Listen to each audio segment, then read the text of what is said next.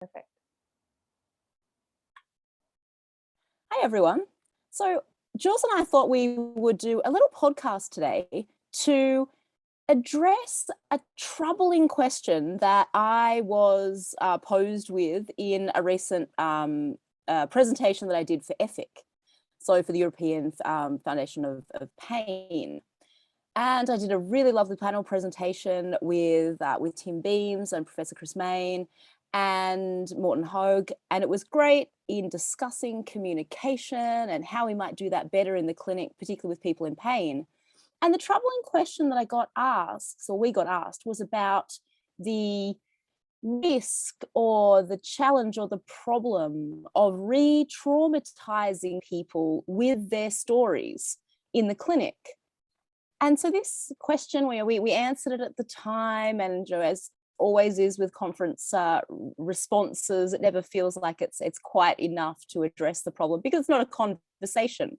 I couldn't address directly the challenges that person might have been facing, but I think implicit in the fact that this question was asked was that this is something that's happening, that people are asking they're people in pain that come in to see them to tell me your story, or to start to sort of delve into their narratives, and are finding that things are not going as smoothly and as happily, and perhaps they're going detrimentally when we start to address what is, all of the many facets that might be contributing to the generation and the persistence of someone's pain experience. So I couldn't answer this question without the amazing Julia Snyder, who is my partner in crime at Narrative RX. So Jules, I thought let's hand over to you, and particularly starting with the idea that I think one part of the question that was challenging for me was it was asked specifically about narrative therapy, which is not what we do in narrative medicine. So I wondered if we might just talk about maybe narrative medicine as a discipline as it relates to these troubling stories. What do you reckon? Thank you, Lissanthea. That was a beautiful introduction to a great question. And I'm going to venture one potential way of looking at this question in a kind of sideways manner. And that's really to look at the question from the lens of narrative medicine as a practice, as a workshop, as a class.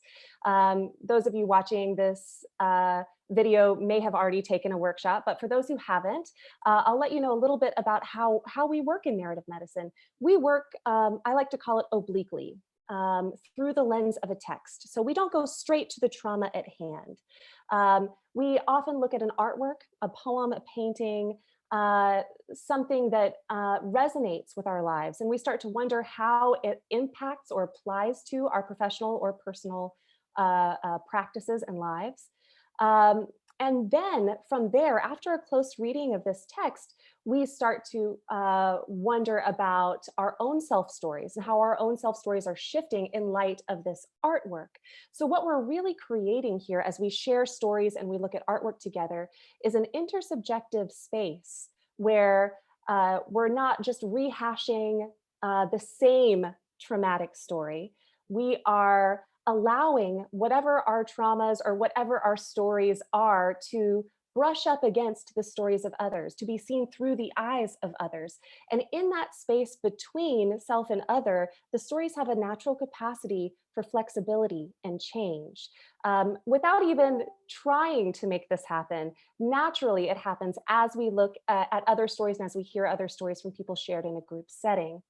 So this is all in, as I said, a kind of sideways way of answering the question that we begin this practice outside of the clinic through these workshops, but the same sort of skills of intersubjective space and allowing stories the chance to move and grow can then be transferred over into the clinic, which I know you know a lot about as well, Lissanthea. So this is something that you and I have discussed a lot, this obliqueness, this kind of refraction, this difference. So when I think about asking someone to tell their story. And there's many ways as clinicians we might, open a conversation. And I know that some people do ask directly, tell me your story. And implicit in that as well, I think, is that people will respond and react to telling their story as being a positive thing. And not everyone that has pain or has had a difficult experience will necessarily hear that in the same way as we do. So perhaps even the way that we open, the way that we ask, I often describe these stories as like a Pandora's box. Once you open them, you can't shove them back in again. And so the way we open and approach that, I think, is important. It makes me think of Professor Rita Sharon, who I think describes what she asked when she was working clinically, asking clients to tell me the very many things that I would need to know to help you. Something along those lines. And that's what I use clinically. I will say, I don't know much about you yet, and it would be really good if you could tell me some of the things that will help us work together to move you forward. Something along those lines, rather than saying, tell me a story. And I think, as you alluded to a little bit there as well, is that there are these kind of rehashed stories. And every time we tell a story, we kind of, by a certain nuance, and it might depend who that story is being told to. What are the outcomes that story, particularly if someone's in compensable care or is wanting a particular surgery or a particular procedure, these stories kind of get a life of their own also.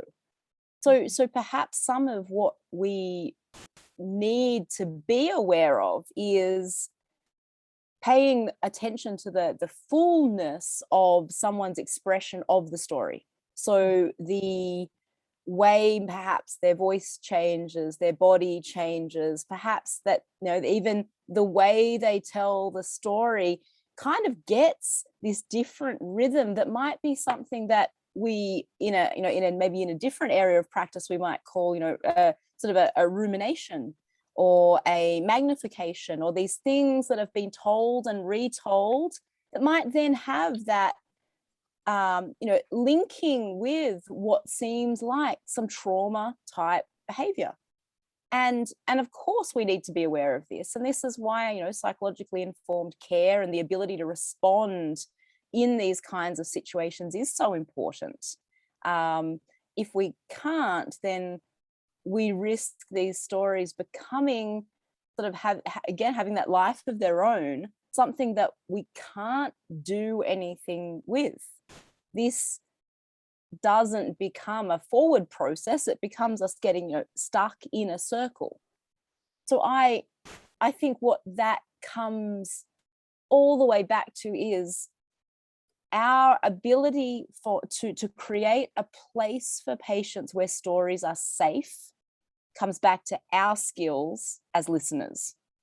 And this comes all the way back to the things that we study in narrative medicine, our narrative competence, we might call it, and the ways that we develop different kinds of story skills in workshops. Absolutely. You said so much there. I want to unpack it a little bit at a time. I saw you taking notes. I'm like, oh, I'm in for trouble now. It's so good. So good. So first, I just have to say, I really love Rita Sharon's initial question. Rather than saying, tell me your story, say, what do I need to know to give you the best care? What do I need to know to treat you in a way that you'd like to be treated today?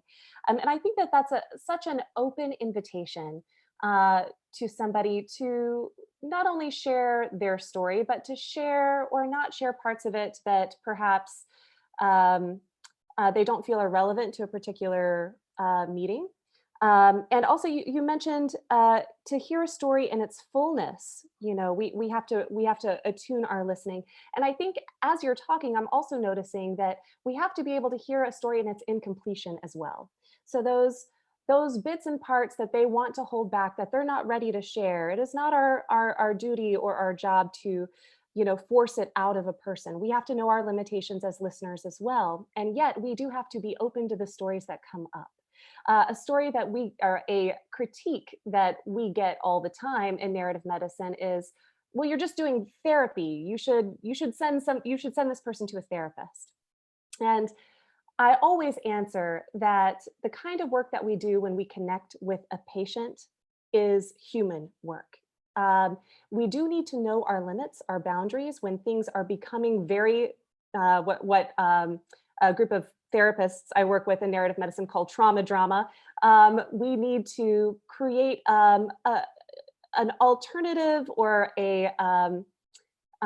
we need to be able to refer somebody out. We need a strong referral network in that case. But we also need to be able to listen to whatever stories come up and to be able to do that with etiquette and with care, so that it doesn't feel to a patient like we're just shunting them off to somebody else.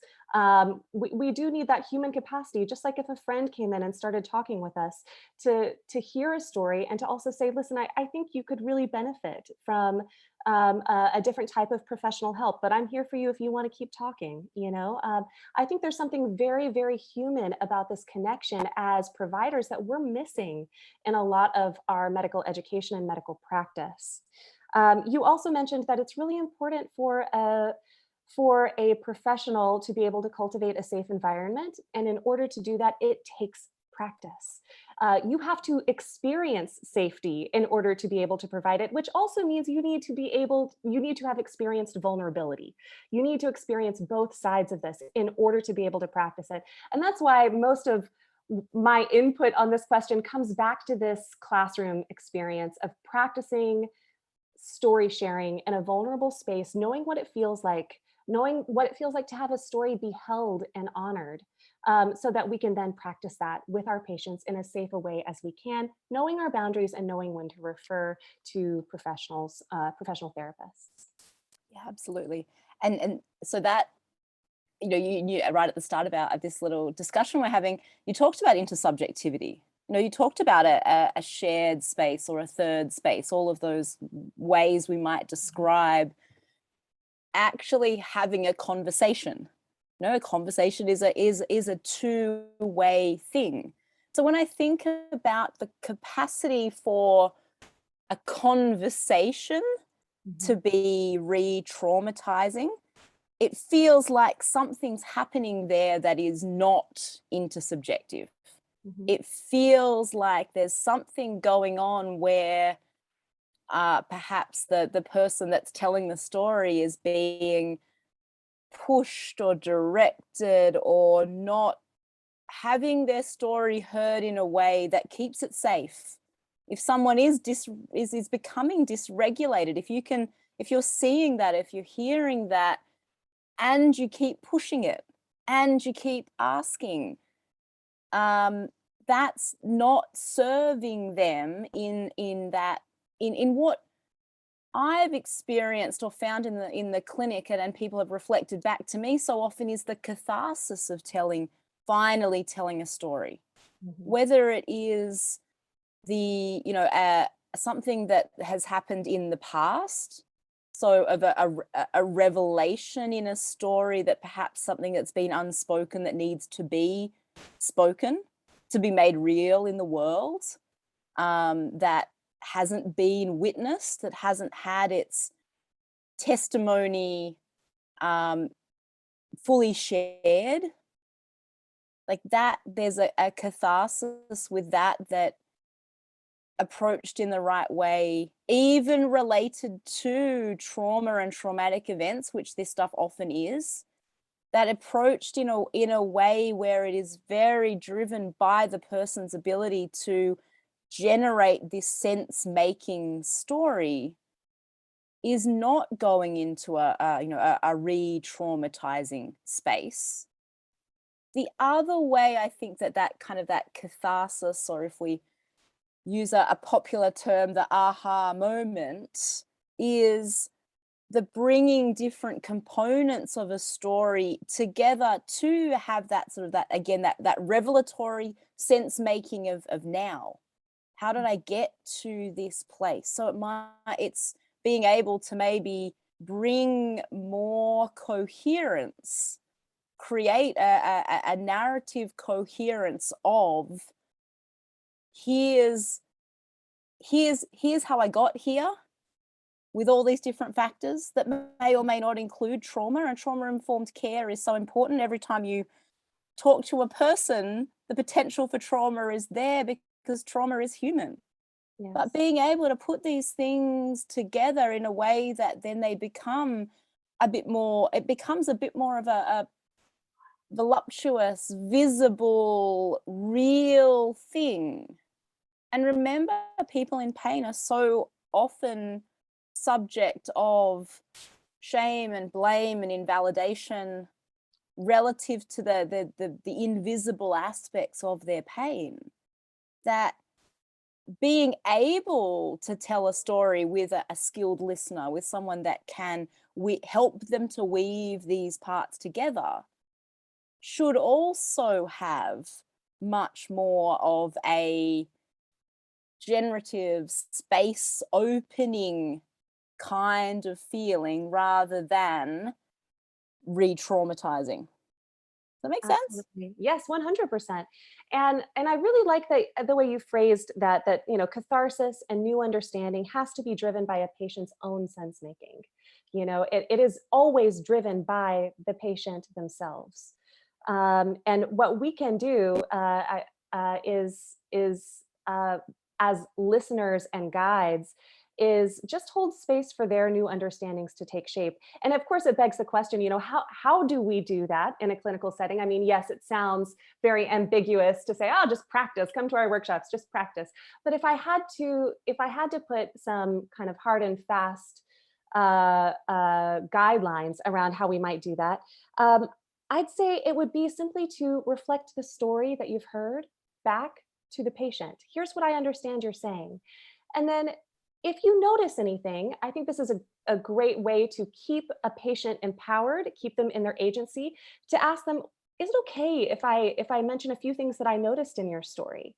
That way they can say no. If they don't want, if they want, strictly medical, advice, you can stick to that. But if they say yes, you might notice things in their story like the tenses they use when they talk about a trauma. Is it still in the present?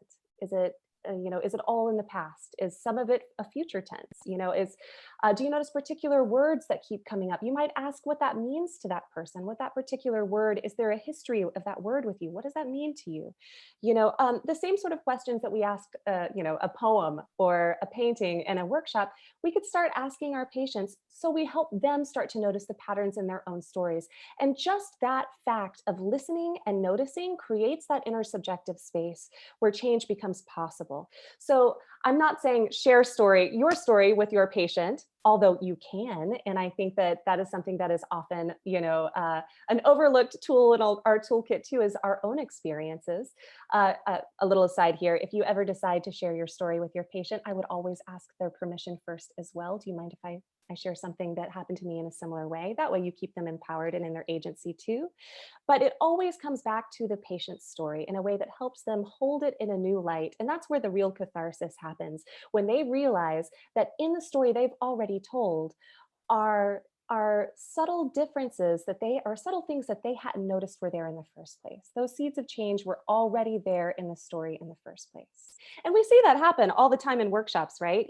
Just as providers, we tell stories to other people in the class. They notice things in their attentive listening to our stories, and we say, man, I had no idea that was there. It helps me see it in a whole new light.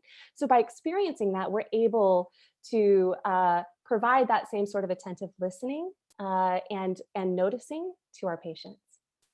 Yes, yes, yes. And I always say that, if you're practicing this in the clinic, like it's like trying to like it's like trying to play the grand final without having gone to training. Like, because in the clinic, like you know, there's a totally different set, like, the stakes are higher.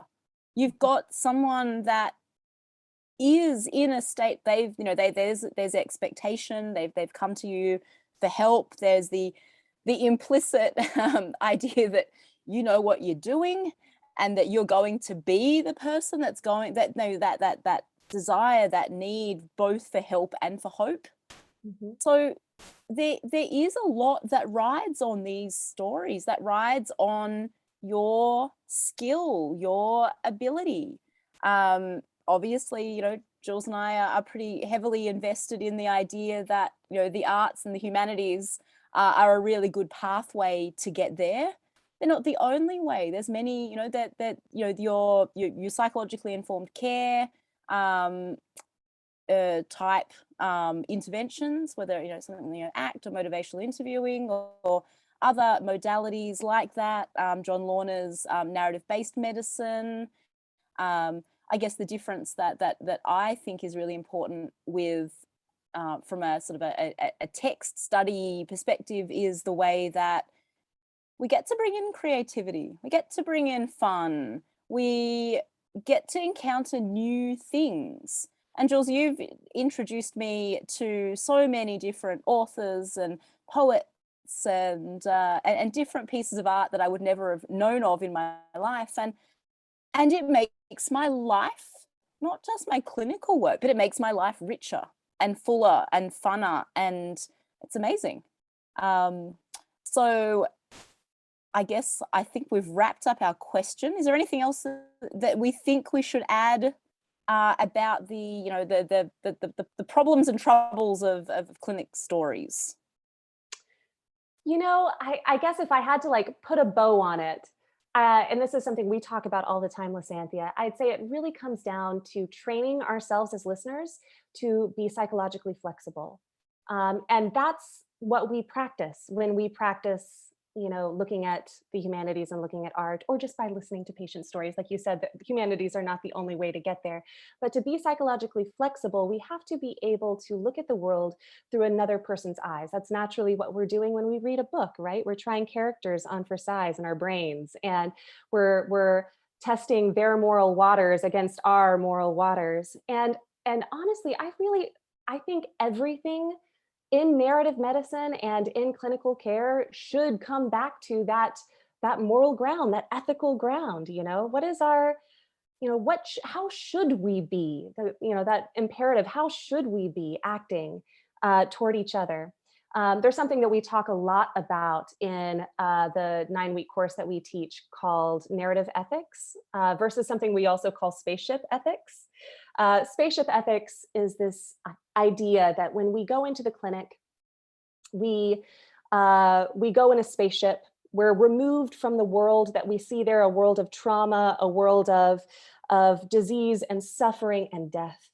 And we have to put on, you know, this spaceship, or armor, I guess is another way to think of it, to consider ourselves removed from it so that we don't take home that trauma and it doesn't become overwhelming, which is completely understandable. Everybody in healthcare has had to go there in a spaceship from time to time. There's a certain element that is useful for self-care too. However, narrative ethics challenges us to feel with, to be with, to not be removed from or to look down on our patients, to recognize that we too are going to be in perhaps not precisely their shoes, but in a position where we're going to need care someday ourselves. And this naturally leads us to this ethical imperative of being with and for each other, you know? So that's what psychological flexibility gives us, the capacity to do, to be with and for each other.